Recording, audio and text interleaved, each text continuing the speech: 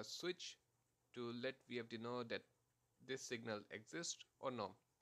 So we have two different schemes for this discrete inputs. It could be either NPN or it could be PNP. In upcoming slide, we'll discuss this NPN and PNP in more detail. Next we have is analog input signals. Now what is the purpose of analog input signal? There are two purposes. It could be either a feedback for the VFD or it could be a reference point for the VFD. So if it's a feedback for the VFD, it could be used for monitoring purpose.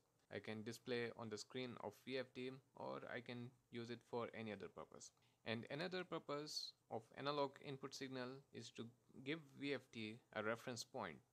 Let's say a reference could be for the speed of the motor, or it could be a set point for the PID operation. So these analog signals could be two types.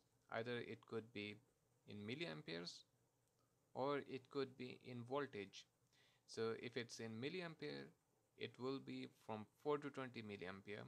If it's in voltage, it could be 0 to 10 volt DC. And next we have is pulse signals. The purpose of pulse signals is same like analog input signals, but in this case it will be in the form of pulse instead of 4 to 20 milliampere and 0 to 10 volt. Next we have its types of output. First we'll discuss relay output. For this I will give you an example.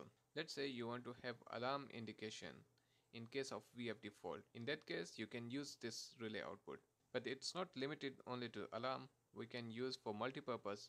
Let's say I want indication in case of motor is running. I can take it from this relay output.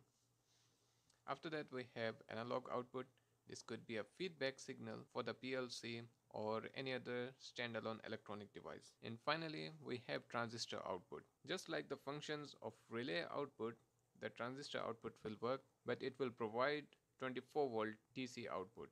And lastly we have communication option, and most often you will find Modbus communication. Through this communication, complete control is possible, whether you want to turn on the VFD, whether you want to turn off the VFD, or you want to give a reference signal to the VFD. This complete is possible using the communication option. So at this stage, if there is something not clear, so not to worry, because in upcoming slides, whether it be practical or theoretical part, we will go through all of these in much more detail. So hopefully it will be clear at that time.